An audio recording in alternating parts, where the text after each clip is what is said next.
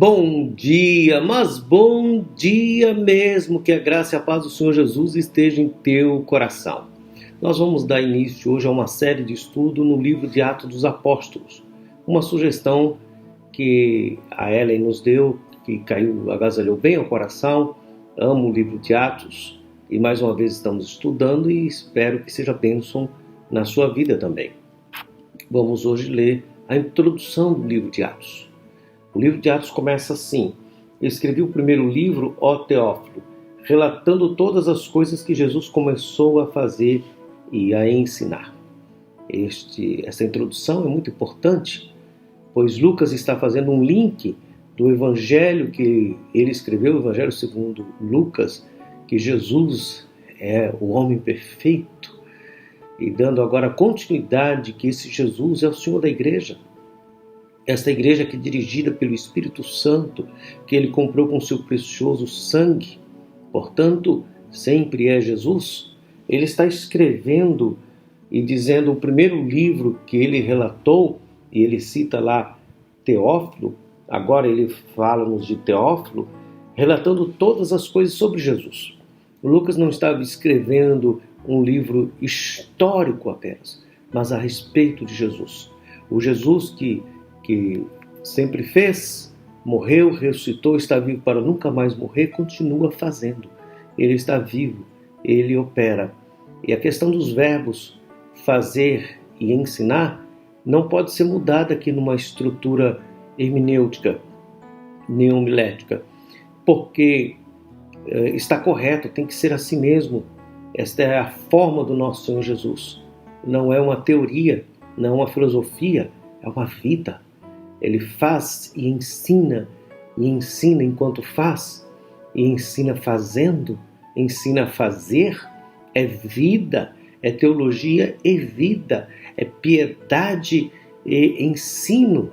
O Senhor Jesus começou a fazer e ensinar, é uma ideia de imperativo, que o Senhor está agindo, que o Senhor está dirigindo, que Ele continua a fazer, por isso que Ele começou, Ele continua a fazer. A igreja é dirigida por Jesus. Apesar das falhas dos homens, a igreja é dirigida pelo Senhor Jesus. E o nosso Senhor Jesus é histórico, está na história, a história da humanidade, história das Escrituras, história da igreja. Na história da igreja há erro de homens, mas a presença gloriosa do Senhor Jesus sempre atrás a uma reforma, a uma mudança, a uma volta às Escrituras, porque ela é conduzida pelo Senhor Jesus. Isso é maravilhoso, nos traz segurança, porque desde que a igreja existe, há perseguição à igreja. Mas nunca ninguém conseguiu eliminar, exterminar a igreja. Porque a igreja é a noiva de Cristo. E esta noiva de Cristo é conduzida pelo Senhor Jesus. O Teófilo mencionado, nós não sabemos exatamente quem é. Talvez alguém que estivesse patrocinando, como alguns estudiosos fazem esta sugestão, sugerem, e outros acham que talvez seja uma pessoa da qual a carta foi direcionada para a evangelização, ou outros acham que esse é um codinome, o amigo de Deus, o Teófilo. Mas serve para todos nós, e nós estamos aqui juntos para aprendermos a palavra de Deus.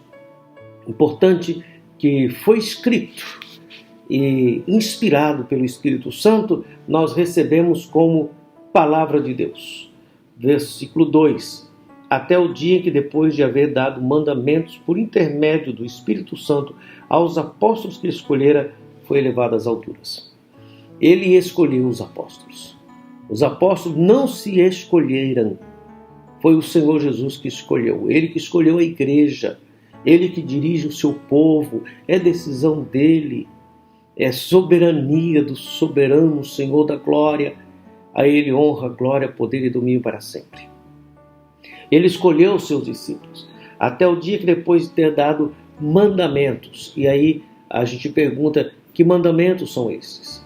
Nós poderíamos pensar no mandamento como sendo o que o Senhor Jesus ensinou em João, no Evangelho de João, capítulo 13, versículo 34. Novo mandamento vos dou, que ameis uns aos outros. Este é o mandamento do Senhor Jesus. o mandamento de amar. Mas se nós olharmos dentro do contexto, o mandamento que ele deu antes de ser assunto aos céus foi que esses discípulos seriam testemunhas em todo o mundo. Portanto, um avanço missionário da igreja, um passo missionário da igreja, até o dia que, depois de haver dado mandamento pelo Espírito Santo, por intermédio do Espírito Santo, a igreja é conduzida pelo Espírito Santo. A igreja não é conduzida pela política, a igreja não é conduzida pelos conchavos, a igreja não é conduzida pelo lucro, a igreja não é conduzida por coisa nenhuma que não seja o Espírito Santo de Deus que conduz a igreja. Ele deu mandamentos. Agora é bom ter em mente que Lucas era médico e ele está dando um atestado que Jesus está no comando, que Jesus está vivo, que ele morreu, ressuscitou para nunca mais morrer, e ele dá mandamentos. Ele dirige a igreja pelo poder do Espírito Santo. Ele foi às alturas, foi elevado às alturas. Está sentado à destra do Deus Pai Todo-Poderoso e há de vir. E quando ele voltar, os mortos ressuscitarão primeiro e os vivos serão transformados, segundo o apóstolo Paulo, escrevendo aos Tessalonicenses. Portanto, a ênfase do livro de Atos é que Jesus é que opera, que Jesus dirige a igreja pelo poder do Espírito Santo. Versículo 3. A esse também, depois de ter padecido, se apresentou vivo com muitas provas incontestáveis, aparecendo-lhes durante 40 dias e falando das coisas concernentes ao reino de Deus. A esses, aqueles que estavam ouvindo a palavra de Deus, o Senhor Jesus, depois de ter padecido, depois de ter sofrido, depois de sofrer o vexame, o espólio, depois de ter sido colocado numa cruz e todo o deboche e toda a vergonha que ele suportou, depois tamanho sofrimento e vergonha, ele está vivo. Depois de ter padecido, ele está vivo. Depois de morrer, apresentou vivo um atestado médico de Lucas, não de óbito, um atestado de vida. Jesus está vivo, ele reina, a morte não o prendeu, não acabou com ele. Os romanos não terminaram com sua história, os judeus não eliminaram Jesus, ninguém segura Jesus. O mundo se levanta contra Jesus, mas ele venceu a morte, ele está vivo e ele voltará. Jesus reina, é a mensagem em Atos. A igreja está em missões, mas Jesus reina, Jesus dirige a igreja. E as provas, segundo o médico Lucas, eram incontestáveis. Aqueles cristãos que viram o Senhor Jesus receberam o poder de serem testemunhas, de serem mártires, de ter coragem de enfrentar a morte para testificar que Jesus estava vivo, porque sabiam que aquele que morreu, vivo está e para sempre está vivo. E eles então receberam esse poder para testemunhar, e Jesus apareceu por 40 dias. 40 dias na Bíblia sempre tem uma passagem, 40 anos, 40 dias no monte, 40 dias de jejum. Esses 40 dias Jesus relacionou, conviveu com a igreja. Ele não ficou dando aulas. Tudo que ele fazia, ensinava. É assim que os discípulos aprendem. Aprendem vendo Jesus fazer. Caminham com Jesus. E Jesus direciona os discípulos. Percebam que está escrito que ele deu mandamentos por intermédio do Espírito Santo. Ele que venceu, ele dá mandamentos. Ele não deixou a igreja abandonada. Ele não deixou a igreja esquecida. Ele deu direcionamento à igreja. Ele mostrou qual é o caminho. O Senhor Jesus está no comando. A igreja não está em perigo. A igreja não precisa de uma manipulação política de homens para ela sobreviver. A igreja está viva porque o Cordeiro de Deus venceu a morte pelo sangue carmesim. A igreja do Senhor Jesus, ela não está deprimida, ela não está tacanha, envergonhada, ela está viva porque a noiva do Senhor é dirigida pelo Espírito Santo. E nesses 40 dias ele falou concernente ao reino.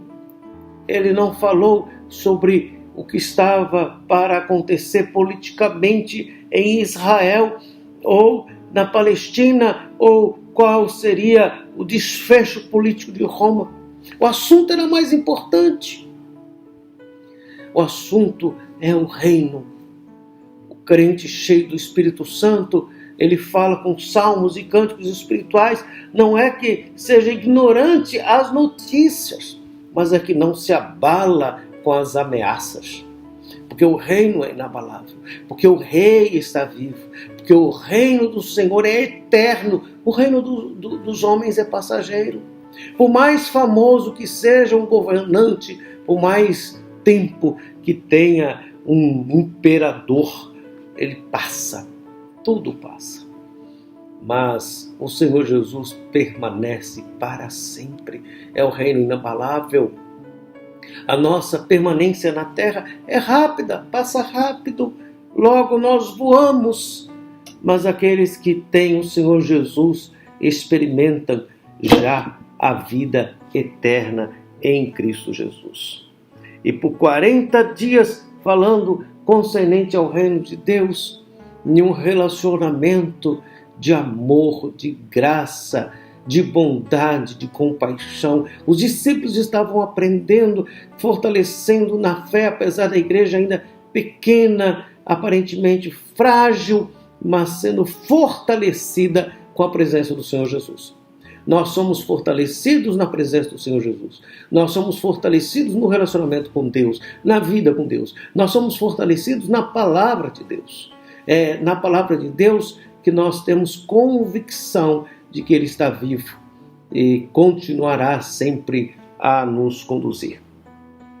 Versículo 4, e comendo com eles, determinou-lhes que não se ausentasse de Jerusalém, mas que esperasse a promessa do Pai, da qual disse ele, de mim ouvistes. E comendo com eles, relacionamento, convivência, um Jesus que, segundo o médico Lucas, estava saudável, fisicamente saudável. Nós, às vezes, fazemos uma dicotomia inexistente, que o espiritual não se relaciona com o material, que de alguma maneira, em algum momento, nós tornamos espirituais. Mas a espiritualidade se manifesta nesta materialidade de sermos humanos, de sermos gente. Nada superior ao outro. Totalmente igual. Mas em Cristo, diferente no mundo de iguais. Porque a diferença está em Cristo em nós. E comendo com eles, falou. Ele fala. Ele está ativo, inteligente, o cognitivo funcionando perfeitamente, psicologicamente saudável, sabendo todas as coisas e comendo com eles, determinou-lhes. Ele está no comando, ele que determina, ele que dirige, ele que mostra os passos, ele que dirige a igreja, ele que leva, ele que traz, tudo é ele que faz. Ele está à frente, ele é autor e consumador da nossa fé. E ele disse que não se ausentasse de Jerusalém. Há uma ordem. A ordem é que a igreja vai iniciar junto, não é espalhado. Todos precisam voltar para Jerusalém. Mas voltar para Jerusalém não era um convite muito agradável. É o local do trauma. Jesus fora crucificado. Foi o lugar de maior dor, de dificuldades. Mas o Senhor Jesus pede para que os discípulos voltem ali, no ponto de partida, na lembrança da cruz, porque não tem Jesus sem cruz. A cruz aponta que, apesar da vergonha e da ignomínia, ele sabia da alegria que lhe estava proposta.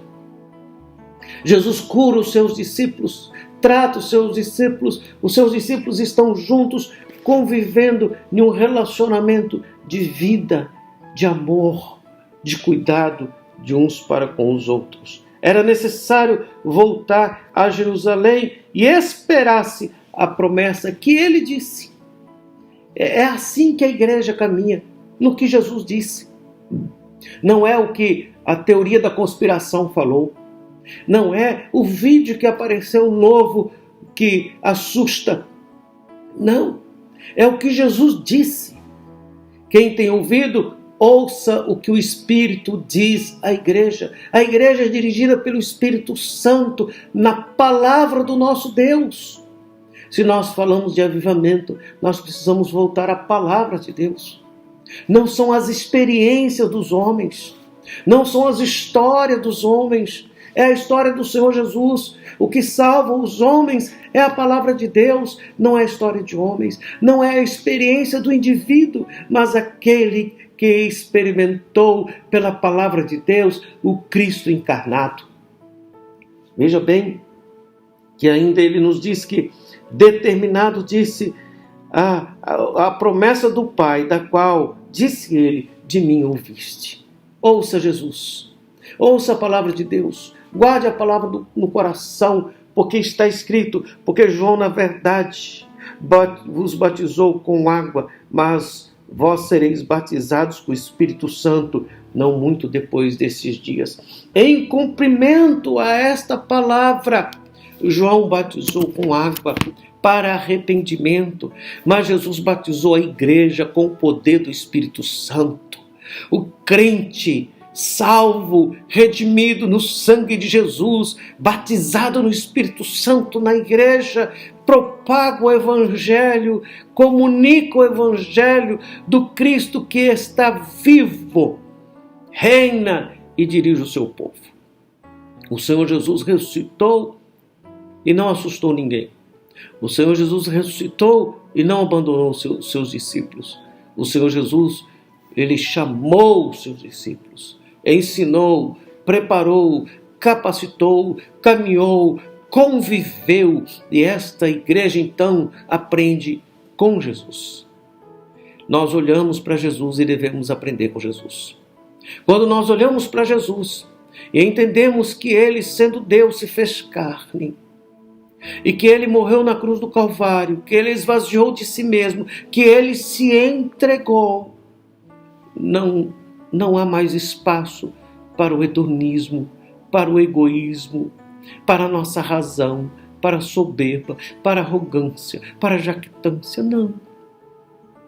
Se ele se entregou, nós somos chamados a esta entrega de estarmos na presença dele e adorar ao Senhor Deus que vive e reina para sempre. Esta é uma igreja conduzida pelo Espírito Santo. Não é uma igreja conduzida por coisas ou manipulação de massa, mas uma igreja dirigida pelo Espírito Santo. Essa é a espiritualidade que todos nós precisamos ter, de uma vida de comunhão, de devoção, de uma vida de piedade, de amor, de verdade, de perdão gracioso, sem mágoa, sem ressentimento, sem dor, sem revide, sem ódio. E uma vida que espelhe Jesus. A igreja é chamada para viver Jesus. Em todas as culturas, em todas as filosofias, há pensamentos os mais diversos, mas independentemente do meio e do contexto, nós somos chamados para viver Jesus. Jesus é o Senhor da glória. Ele está vivo, Ele ressuscitou, Ele está conduzindo-nos pelo poder do Espírito Santo, segundo a sua palavra. Que o Senhor renove as nossas forças e nos dê um domingo abençoado. Esse dia do Senhor para a glória do Senhor. Quero orar com você e que o Senhor lhe abençoe. Senhor Deus, muito obrigado por este momento na tua presença. Fortaleça o nosso coração e nos dê a tua paz. Perdoe os nossos pecados. Nos ajude, Senhor, a entender e a viver graciosamente a tua palavra. Que estejamos mesmo, Senhor, amando a Sua palavra e sendo cheios do Espírito Santo e que haja um avivamento neste país na volta às Escrituras. Senhor Jesus, nos conduza. Senhor Deus, tenha misericórdia de nós, perdoe-nos e nos sustente. Tenha misericórdia de nossa nação e nos dê a Tua paz. Em Cristo Jesus. Amém. Amém. Avante, cristão. Jesus está nos conduzindo. Aleluia!